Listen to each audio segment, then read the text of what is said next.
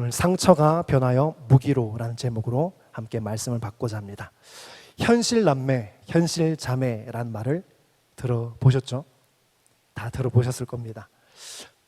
서로 배려하고 챙기는 그런 형제 자매 간의 우애는 현실에서 볼 수 없고 책에서나 드라마에서나 볼 수 있다고 하는 그런 말에서 나온 표현이죠. 동생이 집에 있는지 뭐 형이나 누나가 집에 있는지조차 알지 못하는 그런 현실적인 남매와 자매들을 생각보다 많이 보게 되는 것 같습니다. 그런데 이런 문제는 성경 속에도 나오고 있죠. 동생을 시기해서 죽이기까지 했던 가인의 이야기가 있었죠. 그리고 동생을 시기하고 미워해서 장사꾼에게 팔아버린 요셉의 형들의 이야기도 있습니다. 물론 이러한 일들이 성경 속에 등장한다고 해서 이러한 상황이 일반적이다고 당연하다고 치부하여서 형제 간에 자매 간에 우애 있게 살지 못한 현상이나 또 나의 상황을 합리화해서는 안 될 것입니다. 저는 위로 누나가 2명 있습니다. 3남매로 어렸을 때는 보고 싶은 채널이 다 달라요. TV 보고 싶은 게 다 달라요. 저는 야구를 보고 싶어하고 누나는 드라마를 보고 싶어하고 다 다른 거예요. 그래서 이 리모컨 가지고도 마찰이 생기고 컴퓨터 한 대밖에 없으니까 서로가 컴퓨터를 하고 싶은 거예요. 그런 마찰도 있고 싸움도 있었는데 주님 안에서 서로 성숙하고 자라가다 보니까 서로 같은 말씀을 듣고 한 성령 안에서 한 마음이 되다 보니까 이제 서로를 너무 잘 알게 되고 어떤 일들이 생기거나 고민거리가 생기면 밤새도록 대화를 나눌 수 있을 그런 돈독한 관계로 발전하게 되었습니다. 주 안에서는 이런 세상이 말하는 현실 남매, 현실 자매들이 마땅히 사라져야 할 것입니다. 여러분들의 자녀들, 여러분들의 손주들의 삶이 그런 현실 남매, 현실 자매가 아니라 정말 주 안에서 서로 친숙하며 서로 돈독한 그런 우애들이 있기를 간절히 소망합니다. 그런데 오늘 본문 어떻습니까? 오늘 본문에 등장하는 이 야곱의 가정은 동생을 시기하다 못해 잡아먹지 못해서 안달났던 그 가정의 이야기를 오늘 살펴보고자 합니다. 물론 이 문제의 원인에는 누가 있었습니까? 야곱의 편애가 그 중심에 있었죠. 우리가 성경을 읽어가다 보면 지금 읽고 계시잖아요. 예. 따끈따끈한 말씀이죠. 어떻게 동생을 그렇게 시기하고 미워하고 심지어 죽이려고까지 했을까라는 생각들이 우리 가운데 생길 수도 있을 겁니다. 왜냐하면 우린 형제가 그리 많지 않은 오늘날 가족 구성원들을 볼 때 그런 생각을 할 수 있죠. 그러나 이 성경 속에 등장하는 이 야곱의 가정은 어떻습니까? 4명의 어머니에게서 난 배가 다른 형제들이 그 가운데 함께 살았던 거죠. 그러니까 그들 가운데 있는 반목은 충분히 우리가 이해할 수 있는 상황이죠. 야곱의 아들들 그림을 한번 볼 텐데요. 네, 잘하는 거죠. 보면 우리가 오늘 특별히 살펴볼 요셉은 누구의 자녀입니까? 라헬의 자녀였죠. 반대로 레아의 여종인 실바, 그러니까 레아와 실바 안에서 난 자녀들이 대부분이었습니다. 그러니까 요셉을 싫어할 상황들이 그들 가운데 충분히 생겼던 것이죠. 이런 상황 속에서 야곱은 누구를 특별히 끔찍하게 사랑합니까? 자기가 가장 사랑했던 라헬이 낳았던 요셉을 끔찍하게 사랑하게 됐죠. 이로 인해서 자연스럽게 레아와 레아의 몸종을 통해서 난 자녀들은 요셉을 미워할 수밖에 없는 상황이 펼쳐지게 된 겁니다. 오늘 우리가 읽었던 본문은 어떤 이야기입니까? 오늘 본문은 온 땅에 기근이 들게 되고 요셉의 지혜로 인해서 양식을 애굽에는 비축하고 있었죠. 그러니까 애굽에는 양식이 많았지만 다른 모든 지방은 지금 양식이 없어서 기근을 맞고 있었죠. 그래서 아버지께서 형제들을 어디에 보냅니까? 애굽에 보내죠. 그래서 양식을 받아왔는데 다시 애굽으로 가려면 어떤 상황입니까? 막내 아우 베냐민을 데려가야 되는 그런 상황에 놓이게 된 것이죠. 우리가 잘 알다시피 지금 야곱은 요셉이 어떻게 됐다고 생각합니까? 짐승에 의해서 처참하게 죽임을 당했다고 생각하고 있었고 지금 유일하게 라헬의 아들 누굽니까? 베냐민이죠. 그래서 이 베냐민을 집착에 가까운 사랑을 퍼붓고 있는 상황이 바로 이 가정에 있었던 일이었습니다. 그러다 보니까 형제들은 어떻게든 나머지 가족들을 살리기 위해서 베냐민을 애굽에 데려가야 한다고 아버지를 설득하고 있고 아버지는 어떻습니까? 죽어도 베냐민만은 데려갈 수 없다. 이 고집을 부리고 있는 상황이 오늘 바로 본문의 말씀입니다. 아무도 양보할 수 없는 이런 팽팽한 상황 속에 균열을 일으킨 사람이 있었는데 그 사람은 장자 루벤도 아니고 바로 유다였습니다. 어떻게 이렇게 해결되지 않을 것 같았던 이 팽팽한 상황 속에서 문제의 실마리를 만들었는 이 유다, 어떻게 그런 일들이 있었는가? 오늘 우리가 말씀 통해서 유다를 통해서 야곱의 마음을 변화시킨 그 비결이 무엇인지, 그리고 우리의 삶 가운데 이해되지 않은 상황을 허락하신 하나님의 마음은 어떠한지 오늘 말씀 통해서 함께 나누는 그런 시간 되기를 간절히 소망합니다. 우리가 오늘 많은 변화가 있었던 유다를 이해하기 위해서는 요셉을 파는 장면으로 거슬러 가야 합니다. 창세기 37장 18절 말씀 같이 읽습니다. 시작. 요셉이 그들에게 가까이 오기 전에 그들이 요셉을 멀리서 보고 죽이기를 꾀하여. 창세기 37장의 상황은 너무나도 잘 아는 말씀입니다. 지금 우리가 또 말씀 통독하고 있기 때문에 가장 따끈따끈한 말씀입니다. 장성한 형들이 세겜에서 양을 치고 있었습니다. 요셉은 집에 부모님과 함께 있었죠. 아버지 야곱이 요셉에게 형들이 잘했는지 보고 오라고 심부름 시켰습니다. 가족이 있는 헤브론의 땅에서부터 형들이 있었던 세겜까지는 약 80km. 장난이 아니죠. 굉장히 먼 거리죠. 오늘날 80km 걸어라고 하면 그건 누가 가겠습니까? 그런데 형들이 세겜에 있었지 않고 더 멀리 떨어진 도단에 있었습니다. 세겜에서 도단까지는 약 24km. 합치면 대략 몇 킬로입니까?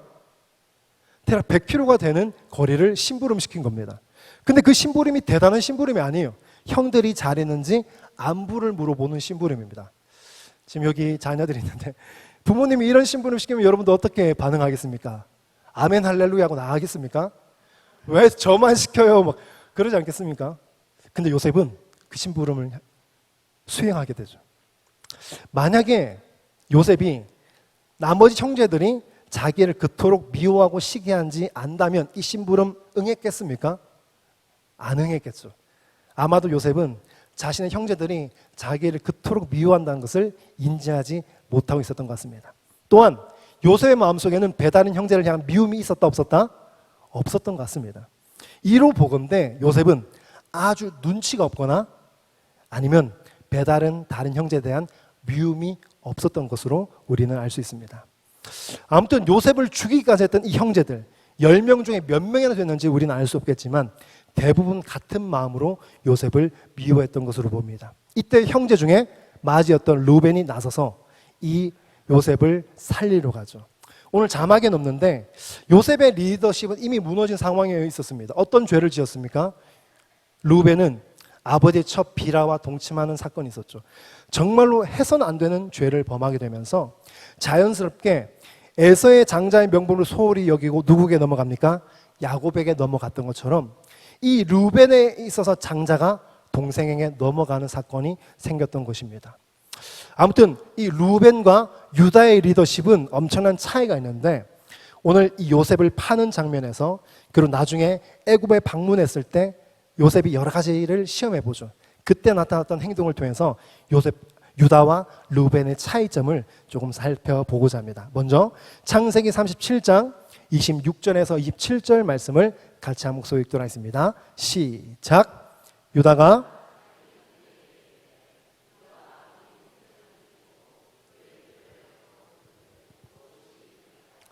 자 그를 이스마엘 사람에게 팔고 그에게 우리 손을 대지 말자. 그는 우리의 동생이요 우리의 혈육이니라 하매 그의 형제들이 청종하였더라. 아멘. 이 짧은 두 절의 구절 속에 우리란 말이 몇 번 쓰입니까? 5번이나 쓰이죠. 이는 유다가 다른 형제들과의 동질감을 불러일으키는 단어를 쓰고 있었던 겁니다. 장자인 루벤보다 실질적으로 다른 형제들의 마음을 얻고 있었던 사람이 유다라는 것을 오늘 본문을 통해서 우리는 알 수 있죠. 루벤도 말리긴 했습니다. 그는 맞이로서 동생을 잃어버렸다는 무거운 책임을 회피하기 위해서 또 아버지로부터 이미 실망감을 줬잖아요. 비라와 동침하는 그런 죄로 말미암아 아버지에 대한 실망을 주었기 때문에 책임을 가지고 요셉을 살리려고 애를 썼던 것을 볼 수 있습니다. 르벤의 말을 살펴볼 텐데 42장 22절 말씀입니다. 같이 읽습니다. 시작. 르벤이 그들에게 대답하여 이르되 내가 너희에게 그 아이에 대하여 죄를 짓지 말라고 하지 아니하였더냐. 그래도 너희가 듣지 아니하였. 아멘. 앞에 유다는 무엇을 많이 반복했습니까? 우리. 형제들과의 동질감을 불러일으키는 단어를 썼다면 루벤은 무슨 단어를 쓰고 있습니까? 너희. 여기엔 어떤 마음이 있냐면요, 요셉을 죽이는 데 있어서 나는 너희와 달랐다는 겁니다. 나는 살리려고 애를 썼다. 그러니까 이 요셉의 문제에 있어서 나에게는 책임이 없으며 지금 이 문제가 생긴 것도 누구 때문에 말합니까?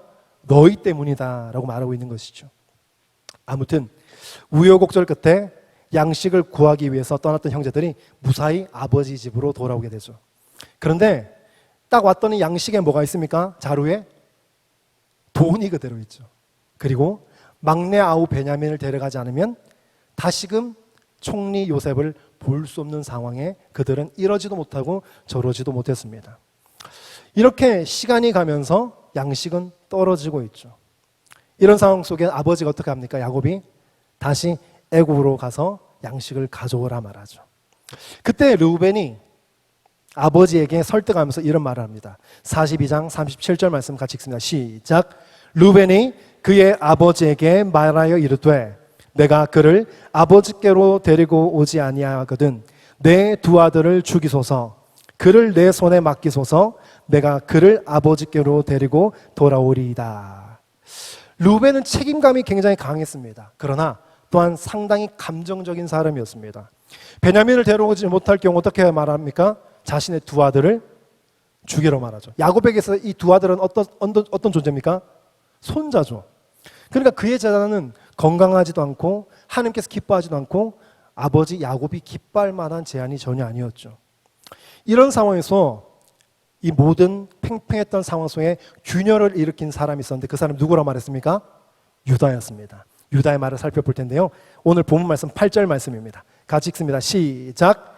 유다가 그의 아버지 이스라엘에게 이르되 저 아이를 나와 함께 보내시면 우리가 곧 가리니 그러면 우리와 아버지와 우리 어린 아이들이 다 살고 죽지 아니하리이다. 아멘. 사실 이 모든 상황은 어디로부터 생긴 겁니까? 야곱의 지나친 편애로부터 시작된 문제였죠. 형들이 요셉을 그토록 시기하고 미워했던 것은 야곱의 편애였고 그로 인해 요셉을 팔았고 요셉을 잃고 나서라도 야곱이 정신을 차려야 되는데 어떻게 합니까? 베냐민을 더욱더 편애하는 상황이 지금 이 상황이죠.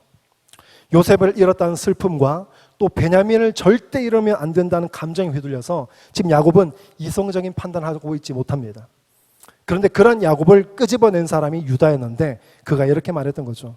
유다는 아버지에게 베냐민을 데려가야만 우리가 살고 우리뿐만 아니라 아버지도 살고 아버지의 손주들도 살 수 있습니다라고 아버지 야곱에게 설득하고 있는 것입니다. 이어서 9절 말씀 같이 읽습니다. 시작. 내가 그를 위하여 담보가 되오리니 아버지께서 내 손에서 그를 찾으소서. 내가 만일 그를 아버지께 데려다가 아버지 앞에 두지 아니하면 내가 영원히 죄를 지리이다. 아멘. 유다는 자신의 아들을 죽이라고 말했던 감정적인 르우벤과 달리 현 상황을 객관적으로 바라보지 못하는 야곱을 자신의 생각 밖으로 나오도록 하고 있는 것입니다. 그는 베냐민을 반드시 데려올 것이며 자신을 희생해서라도 그 일을 반드시 이룰 것이라고 결연한 태도를 보이고 있죠. 원래 유다는 이런 사람이 아니었습니다. 굉장히 자기밖에 몰랐던 사람이었죠. 그렇다면 이런 유다의 리더십과 이런 설득력이 완강했던 야곱의 마음을 돌려놓을 수 있었던 것일까? 그렇게 볼 때 우리는 이것만으로는 사실 설명할 수 없습니다. 왜냐하면 야곱의 이 편애, 베냐민을 향한 편애는 모든 가족들을 위태롭게 할 만큼 잘못된, 왜곡된 사랑이었기 때문입니다. 요셉을 팔아 넘길 때만 해도 유다는 형제들을 잘 설득했을지 몰라도 요셉을 진정으로 걱정하는 마음이 전혀 없었습니다. 근데 지금 어떻게 말합니까? 베냐민을 제가 반드시 데려올 것이며 만약에 그 일을 이루지 못할 때 제가 담보가 되어서라도 반드시 막내 동생 베냐민을 데려오겠습니다 라고 아버지에게 말하고 있죠. 이런 말에 야곱의 마음이 조금씩 움직이게 된 것입니다. 도대체 어떻게 유다가 바뀌었을까? 그것은 우리가 창세기 37장과 43장 사이에 있는 유다의 이야기를 집중적으로 살펴볼 필요가 있습니다. 그 사이에 어떤 사건이 생깁니까? 유다의 부도덕함이 나타나죠. 그리고 며느리 다말과의 율법적인 불이행의 사건이 등장하죠. 그러니까 중요한 것은 이 사건 속에서 유다가 엄청나게 아픈 사건을 경험하게 되죠. 두 아들의 죽음의 사건입니다. 함께 읽을 텐데요. 창세기 38장 7절과 10절 말씀 같이 읽습니다. 시작. 유다의 장자 엘이 여호와 보시기에 악함으로 여호와께서 그를 죽이신지라. 그 일이 여호와 보시기에 악함으로 여호와께서 그도 죽이시니. 보면요, 유다의 아들 엘과 오난을 잃게 되는 사건이 나타나죠. 우리가 이 본문을 대할 때 그저 엘과 오난의 악함만 집중하게 되는데 사실 아들을 잃은 유다에게 별로 집중하지 못할 때가 많이 있습니다. 유다는 앞서 이 두 아들을 잃은 아픔을 겪었기 때문에 지금 아들을 잃었다고 생각하는 아버지, 사실 잃진 않았지만 잃었다고 생각하는 그 야곱의 마음을 누구보다 잘 알고 있었던 겁니다. 그래서 그가 유다가 직접 나서서 아버지 야곱의 마음을 설득하게 될 때 그 아버지의 마음이 돌이키게 되는 엄청난 강력한 힘이 되었던 것입니다. 상처를 좋아하는 사람이 있겠습니까? 상처를 좋아하는 사람은 아무도 없습니다. 그런데 우리의 삶 가운데 반드시 상처가 있습니다. 또한 다 이해할 수는 없지만 상처의 일부분은 하나님께서 허용하신 상처이기도 합니다. 우리 하나님을 말할 때 어떻게 고백합니다? 어떻게 고백합니까? 사랑의 하나님이라고 말하죠. 근데 이 사랑의 하나님이 우리 삶 가운데 상처를 허용하신다. 이것이 때로는 우리 가운데 더 큰 아픔이 되기도 합니다. 그런데 새롭게 하소서에도 나왔고 다니엘 기도에 나오셨던 한 목사님의 이야기를 소개하면서 오늘 말씀을 마치려고 합니다. 제가 여러분들을 소개하고자 하는 목사님은 김유비 목사님인데요. 혹시 보셨습니까? 이 목사님은 어렸을 때 알코올 중독자였던 아버지 밑에서 자랐습니다. 그래서 어릴 때부터 아동학대를 엄청나게 많이 당했고 어떨 때는 이유도 모를 만큼 이유도 없는데 그냥 두드려 맞은 거예요. 두드려 맞고 버려지기가 수차례. 이런 일들이 반복되다 보니까 그는 너무나도 고독했던 거예요. 너무 외로워서 그의 유일한 말동무가 바로 은행나무였던 거예요. 때로는 은행나무에 가서 말을 하고 그 고통스러운 것들을 함께 나누었던 거예요. 근데 한날은 너무 고통스러워서 내가 이 땅에서 살아서 무엇 할까? 나를 낳아준 부모조차 나를 사랑하지 않는데 내가 이 땅에서 왜 살아야 될까? 라며 마지막으로 자신의 말동무였던 은행나무 앞에서 목을 메고 목숨을 끊으려고 갔던 거예요. 근데 그때 하나님께서 이 김유배 목사님을 만나주셨던 거예요. 그리고 그 목사님에게 삶의 목적과 사명, 그 아픔의 이유에 대해서 말씀을 해주신 겁니다. 그 목사님이 고백했던 것을 제가 읽어드릴 텐데요. 제가 읽도록 하겠습니다. 유비야, 미안하다. 참아다오. 조금만 견뎌다오. 내가 너를 상처 입은 한 사람에게 보내고자 한다. 그들의 아픔에 공감해다오. 내가 그들의 아픔에 함께하기 위해 너를 그 가정에 보냈다. 김유미 목사님 어렸던 시절에 정말로 나는 왜 살고 있을까? 나는 왜 태어났을까? 이 세상에 아무도 나를 사랑하지 않네? 그렇다면 내가 살 필요가 무엇이 있을까? 라고 자신의 목숨을 끊으려고 했던 그 순간 하나님께서 그가 이 땅에 왜 태어났는지, 그에게 왜 어떤 사명이 있는지, 그리고 그에게 왜 그런 아동학대를 받았던 가정에 태어나게 했는지 그 모든 이유를 알게 하셨던 거예요. 그래서 김유미 목사님은 그 사명을 붙들고 지금 상처 입고 폭력 가운데 고통받고 있는 아이들을 만나고 그들을 치료하고 있는 사역을 감당하고 있습니다. 상처를 원하는 사람은, 상처가 아프지 않은 사람은 단 한 사람도 없습니다. 그런데 하나님께서는 이 김요배 목사님 같이 원치 않는 또 너무나 버거운 아픔을 허락하십니다. 왜 우리 삶 가운데 이러한 아픔이 있어야 할까요? 다 이해하진 못하지만 우리에게는 그래도 아픔을 치료하시는 주님이 계시기 때문입니다. 세상 사람들은 그 아픔 때문에 그냥 목숨을 끊거나 자기 힘으로 감당하지 못해서 정말로 모든 것을 포기하게 되죠. 그러나 저와 여러분들의 소망은 누구십니까? 예수 그리스도가 우리의 소망 되시죠. 우리에게 비록 아픔이 있고 상처가 있어도 주님께서 우리의 마음을 만지시면 다 치유될 것을 믿습니다. 여러분들 가운데 혹시 말 못할 아픔이 있습니까? 어렸을 때부터의 그 해결되지 못한 아픔이 있습니까? 그거 주님 앞에 가지고 나가면요, 주님께서 만지시기 시작하면 모든 아픔들이 치유될 것을 믿습니다.